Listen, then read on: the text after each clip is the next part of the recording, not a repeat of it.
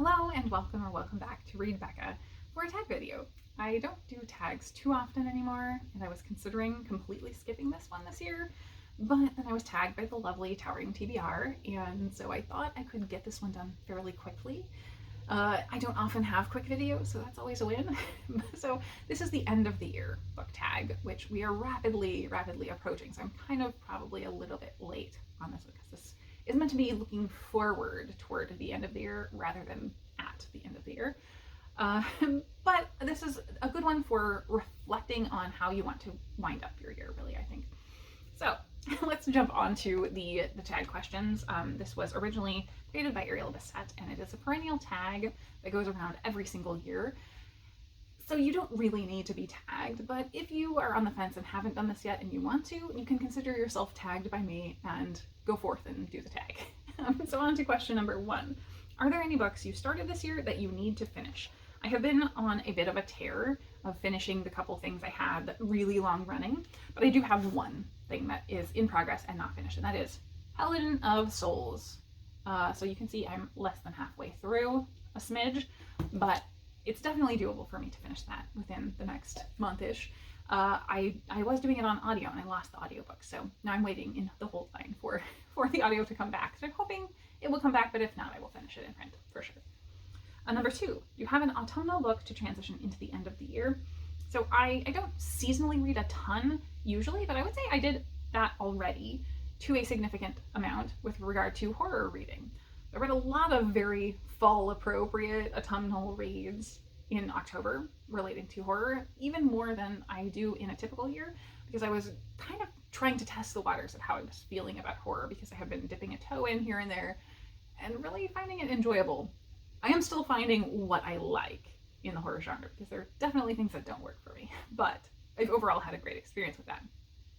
However, for the purpose of this question, I'm kind of going to combine this with the next question as well. So that was autumnal reads to transition to the end of the year. And number 3 is there a new release you're still waiting for? So most new releases are out at this point. There are very few still coming out for holiday season, but there's one that's already out within the past couple weeks that I've been pushing back a couple days at a time on Libby to try and get, but I've been so busy and have had stuff lined up that I kind of needed to read or assigned myself to read. And so there is a new release that I really want to get to that is very gothic, dark, autumnal, I would say, and that is The Starling House by Alex E. Harrow. I've absolutely loved everything from Harrow previously, so I'm really looking forward to this one, and I think it will be that perfect, dark, cold, damp end of year vibe that this is going for. So really excited for that one. Number 4, what are 3 books you want to read before the end of the year? My gut is just to say I want to read all of the books, because I do, every book in the world, but to narrow that down, then you start thinking about themes that you would want to put them in. And do I want to, because I'm focused on series, read all series finishers? So I wrap up a bunch of series. Do we want to read a bunch of sequels in one series? So I either progress a long series or finish it. Do I want to read from authors I've loved before? So I finish out the year on a high. So my brain went all those different places. So I'm kind of combining things, but in the way that I think will achieve a best possible result, sort of. So first off, everyone knows I love Ursula Le Guin, and I have been a champion for the Ursula Le Guin Prize that recently started. It's now in its 2nd year, and the winner was just announced for 2023, but I am still reading the 2022 nominee list, in fact. I haven't quite finished it out. I have 2 books remaining, so those are going to be my first 2 out of the 3. Number 1 of those is How High We Go in the Dark, and the second one is Summer in the City of Roses, which I've heard no one talk about. It's a YA book, so possibly YA BookTube sphere is talking about it, but I kind of doubt it's gained a lot of buzz. So those are going to be a big priority, and I want to finish those out by the end of the year and then start in on the 2023 nominees, and hopefully do a little bit better at keeping on top of those to complete those within the year before the next one is announced, which is usually autumn. I think October is when they were announced. So I do think I want to stay on top of this prize, and that's sort of the reason. I'm never probably going to be the person that reads the entire short or long list of a prize in the time between its announced and winning, but I would like to, as I said, get on top of it to where I am reading the entire list before the next year's is announced. So the third book in my list is an author that I want to finish out all of their complete works and backlist, and that is Sarah Gailey. So hopefully at the point that this is posted, I will have already started the second to last book on my list of theirs, because I have it on my shelf out from the library, and it should be a quick read, I think. However, the last book, that's the one that I need to slide in before the end of the year, is Just Like Home by Sarah Gailey, obviously. And I think this is going to be interesting since I've read so much horror. It is a horror novel, and Gailey's work spans so many different styles and genres that I'm really excited. This will be the first proper horror. Echo Wife was certainly in the suspense category. I think it was billed as a thriller, but I would not really call it a thriller. So this first horror from Gailey will be really intriguing.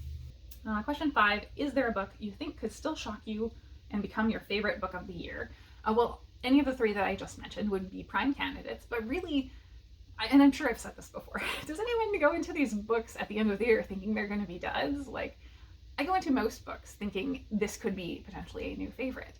And I love a lot of the books that I read, so that's not unlikely at all. I don't know who's out there reading toward the end of the year and just being like, yeah, these are going to be mediocre. I don't know. I don't have a good answer for that one.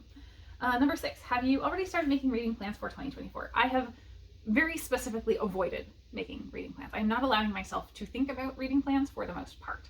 I will definitely announce my reading plans before we get into 24, but I only have one goal that I've not been able to avoid making, basically, and I'll keep it secret what that is, but for reasons that a lot of people on BookTube are talking about something related to this recently that formed it in my mind as a goal, I've not been able to avoid making that goal, really, because it's been so prominent in the discussion around BookTube. So you will see that sometime probably late December.